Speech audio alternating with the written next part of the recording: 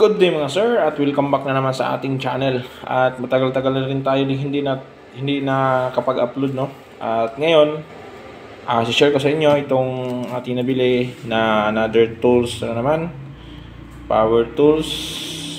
Ayan, so titisting natin to pagkatapos. At yun, mapakita ko sa inyo yung gano'ng kaganda tong tools na to. Right, so without further ado, ating i-unbox tong nabili natin kilat, kakarating pa lang.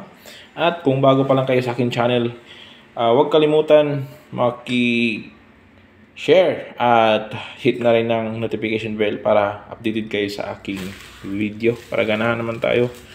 Alright, so tagal-tagal na rin tayo hindi nakapag-upload, no. So bakante tayo ngayong araw. Okay, so let's unbox. Yun. So sa Shopee ko ito nabili.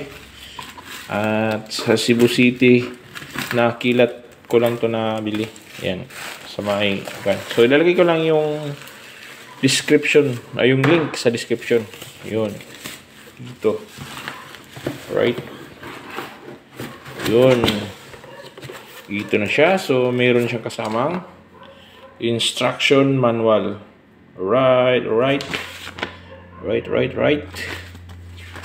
Okay, so ito yung mga kanya, no? So ito nga pala yung nabili ko na blower. Okay, blower. Yan yung mga kasama niyang mga nozzle. Okay. Yan. Ito. Nozzle din. At ano ba to? Siguro battery to.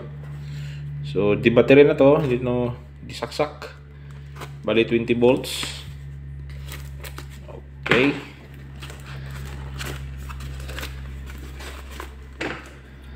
Yun. Ganda yung pagkabalot, pero walang foam.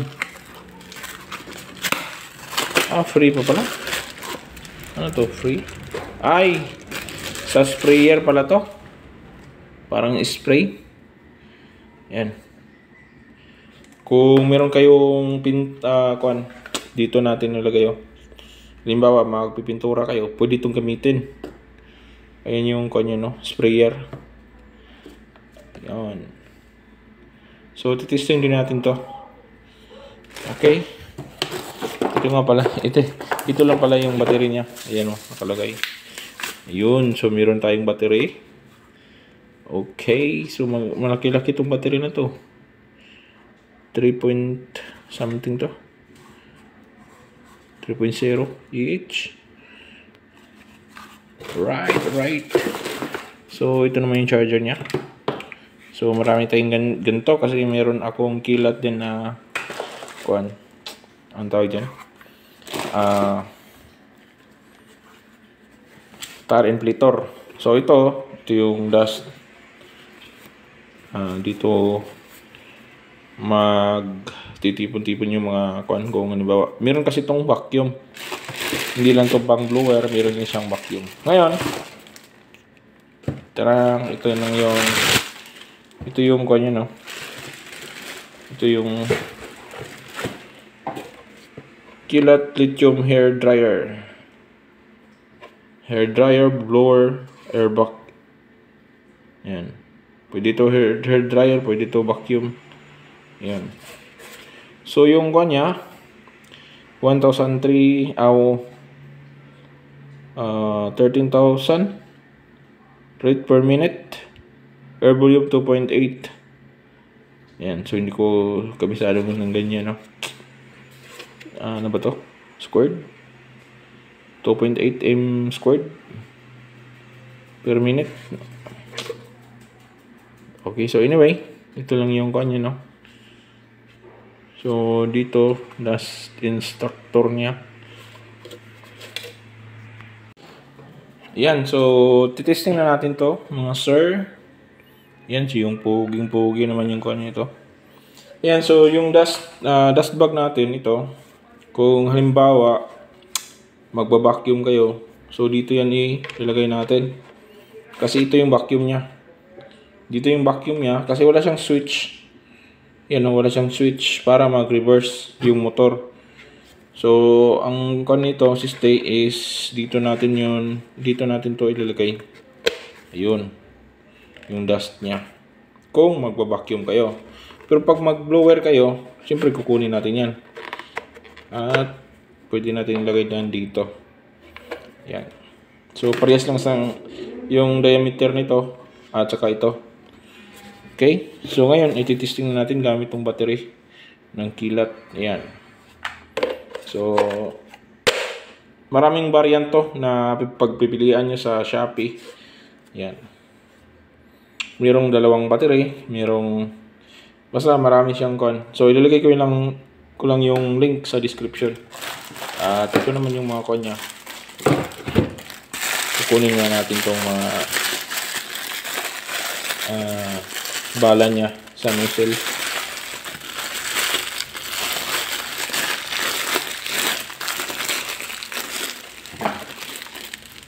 Ayun, ito pala yung kon niya.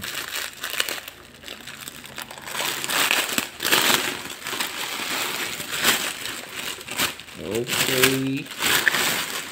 So, yun. Ano siya mga brush.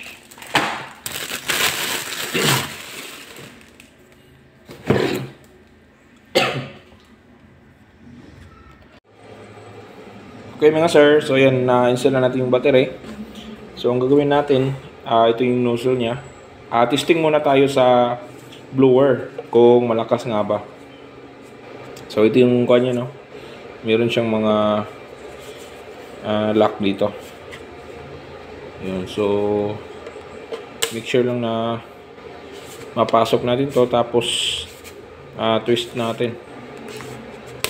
Ayun. Yan. Yan, so testing natin kung gaano kalakas.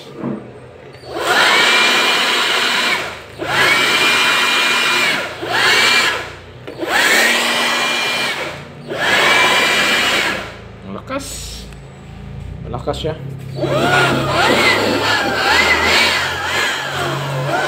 So, testing muna natin sa yung mga alikabok. Nga pala, binili ko to kasi linisan ko tong battery niya at saka yung inverter. So, yun yung inverter natin. Napakadumi na yung kuha niya, no? Yun, no? So, binili ko to para magamit ko dito sa paglinis ng mga natin, kasulok-sulukan ng ating inverter at saka yung battery natin. Ayan. So, ngayon, titesting natin.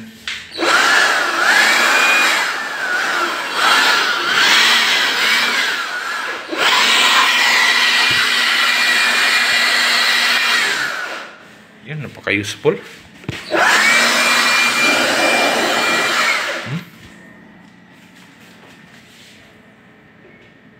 Ganda.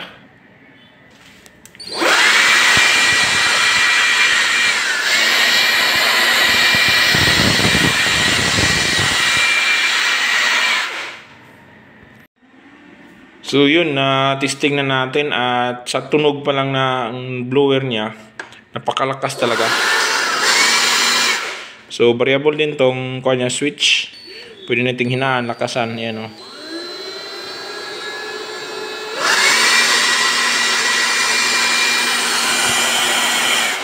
Yun.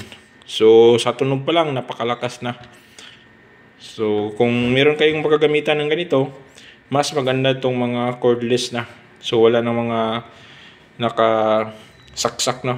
Kasi pag meron talagang mga wire na sasaksak pa natin, medyo makuan pa natin, medyo sagabal sa ating trabaho. So, yun. Ilalagay ko yung ang description ng motor nito, kung gaano siya kalakas, ilagay ko na lang sa link sa description. Okay, so ngayon, ito nga pala, ito palang kung ano to, yung motor nito is hindi pa to brushless. Yun ang disadvantage, hindi pa siya brushless. Maganda talaga yung brushless, pero wala pa akong nakita na brushless na ganito, mga blower. So brush type siya, meron siyang kung sa ilalim, carbon brush. Ayan. So, pag carbon brush kasi, umiilaw kasi yan. O yung kwan dito mag-spark. Meron siyang sparking sa may motor niya. Pero wala naman siyang init. Nasubukan ko. Hindi naman siya umiinit. Ayun. So, itong mga accessories niya, ito. Ayan o, meron siyang brush. Ayan, meron siyang brush. So, siguro dito yan sa blower. Hindi pa natin kasi to ma-testing siguro ng mga brush na to. Pero yung vacuum, ititesting natin yung vacuum. Ayun. Titesting natin yung vacuum. Okay, so ayun. Titesting natin yung vacuum niya. Ngayon, meron tayong mga kuwan dito, no? Ayan. Tingnan natin kung malakas ba siya. Alright. So, kukunin muna natin tong kuwan niya. Pang blower niya. Okay, at lagay natin tong dust. Dito natin yun to ilagay. Yun. Tapos, ito. At ito. Yun. So, nakaganyan siya. Tingnan natin kung gagana ba siya. Ayun.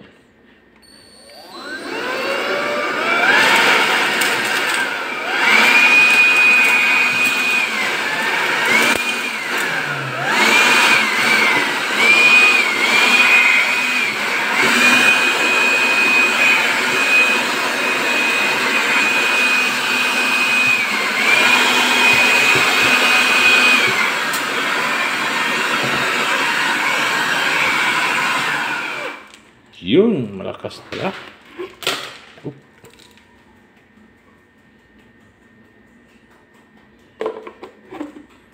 Dito siya yung iba, no, dito. Try natin ikon.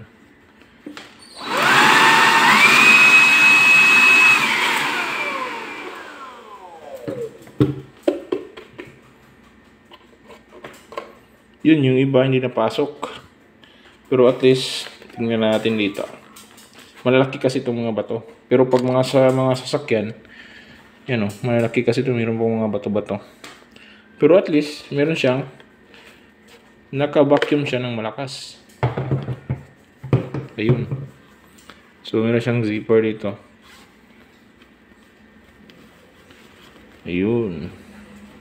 Ayun yung mga maliliit na dust.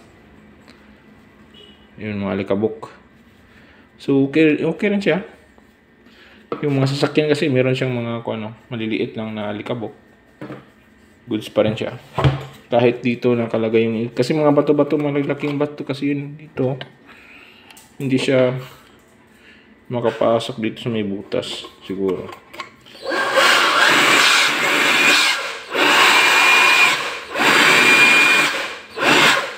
Okay, so at least, malakas. Next natin, ito namang yung sprayer niya. So pag meron tayong ilagay dito na tubig sa halaman, kung magkuhan tayo ng mga halaman, no, or sa pintura, magpipintura tayo. Maraming gamit kasi itong kuhan na to, blower vacuum na to. Suslak pa rin siya. So dito natin ilagay yung tubig muna. Tubig. Right, so kuha mo tayo ng mineral water. Tapos ilagay natin dito. Okay, so meron na tayong Mr. Muscle na walang laman. Ayun, so meron siyang sabon. Okay, so lagay natin. So itong bottled water na mga Nature Spring, hindi siya kasya dito.